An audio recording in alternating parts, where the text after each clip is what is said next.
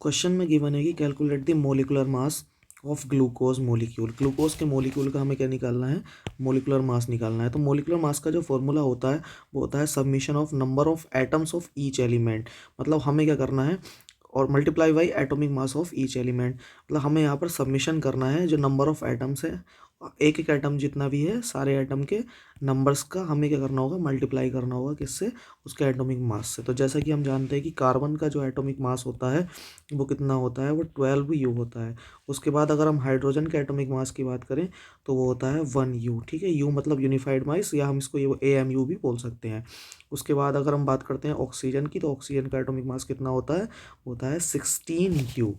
तो अब हम देखेंगे कि कार्बन के एटम कितने हैं। फॉर्मूले में क्या, नंबर ऑफ एटम्स। ठीक है, तो कार्बन के नंबर ऑफ एटम्स कितने हैं, कार्बन के नंबर ऑफ एटम्स है 6 and multiply by atomic mass. तो एटॉमिक मास कितना हो जाता है 12। उसके बाद हम देखेंगे हाइड्रोजन के कितने एटम्स दिए गए हैं 12 मल्टीप्लाई बाई उसका एटॉमिक मास। ऐसे ही ऑक्सीजन के कितने एटम्स हैं 6 मल्टीप्लाई बाई एटॉमिक मास कितना होता है 16। तो अगर हम देखें तो ये इसका मल्टीप्लाई करेंगे कितना जाएगा 72। 12 वन ज़ा 12 और 16 6 ज़ा 96। इसका जब हम टोटल करेंगे तो कितना आ जाएगा 180U। ठीक है, 180U, या फिर हम इसको क्या बोल सकते हैं AMU भी इसको बोलते हैं। अगर मैं आपसे कहूँ कि हमें इसका क्या निकालना है, एब्सोल्यूट मोलिकुलर मास निकालना है, तो एब्सोल्यूट मोलिकुलर मास में क्या होता है, यही एब्सोल्यूट मोलिकुलर मास है।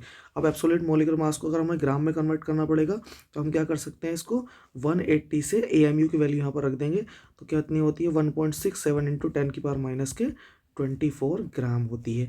ये हमारे पास एब्सोल्यूट मोलिकुलर मास निकल के आ जाएगा।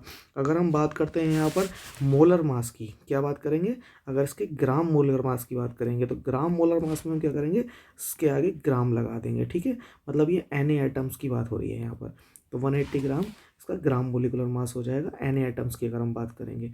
और अगर मैं आपसे कहूँ रिलेटिव मोलिकुलर मास की, तो हम क्या करेंगे, यहाँ पर नंबर ऑफ न्यूक्लियॉन्स की बात करेंगे। ठीक है, तो मतलब 180 क्या हो जाएगा आपके पास, यहाँ पर आ जाएगा हमारा रिलेटिव मोलिकुलर मास। अगर मैं आपसे बोलूँ, ये कुछ क्वेश्चंस हैं जो आपको होमवर्क में करने हैं और कमेंट सेक्शन में आपको इसका आंसर लिखने हैं। एक मैं तो करा देता हूँ, H2SO4 का करा देता हूँ। तो H2SO4 की अगर हम बात करें तो हाइड्रोजन का जो एटॉमिक मास होता है वो हम सबको पता है कितना होता है 1 होता है। सल्फर का कितना होता है 32 होता है। ऑक्सीजन का कितना होता है, अभी बता किया था 16 होता है। अगर हम बात करते हैं किसकी, हाइड्रोजन की, तो हम यहाँ पर मोलिकुलर मास की बात करते हैं। तो मोलिकुलर मास अगर हम यहाँ पर निकालेंगे H2SO4 का, तो वैसे इसका 98 होता है, लेकिन हम निकाल के देखेंगे तो यहाँ पर एटम हाइड्रोजन के कितने हैं, 2 एटम्स हैं हाइड्रोजन के, मल्टीप्लाई बाई एटॉमिक मास कितना हो जाएगा इसका 1, प्लस हमारे पास सल्फर के एटम कितने हैं 1, तो 1 हम यहाँ पर रख देंगे 32।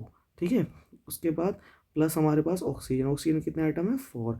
हम यहाँ पर इसको मल्टीप्लाई करेंगे कितने से, उसके एटॉमिक मास से, तो हमारे पास ऑक्सीजन कितना आ जाएगा 16 आ जाएगा। एंड 2 वन ज़ा 2 प्लस 32 एंड 16 4 ज़ा 64। टोटल करेंगे कितना आ जाएगा 98U आ जाएगा। अगर हम इसके बात करें रिलेटिव मोलिकुलर मास की, तो रिलेटिव मोलिकुलर मास कितना हो जाएगा इसका 98 हो जाएगा। ग्राम मोलिकुलर मास की बात करें तो कितना हो जाएगा 98 ग्राम हो जाएगा। ठीक है, और ये हम इसको AMU में भी लिख सकते हैं। ये कुछ क्वेश्चंस गिवन हैं, इन क्वेश्चंस को आपको क्या करना है, इन क्वेश्चन को आपको कमेंट सेक्शन में इसके आंसर लिखने में प्रैक्टिस करनी है। ठीक है, ऐसी ही हम NCERT की और भी सीरीज़ लेके आएंगे। ये NCERT के जितने भी इन टेक्स्ट वाले क्वेश्चन हैं, या फिर जो भी NCERT में जितने भी क्वेश्चन गिवन हैं सबका हम सॉल्यूशन देंगे, और उसी के सिमिलर क्वेश्चन आपको होमवर्क में करने के लिए देंगे, जो कि आपको खुद से सॉल्व करने होंगे।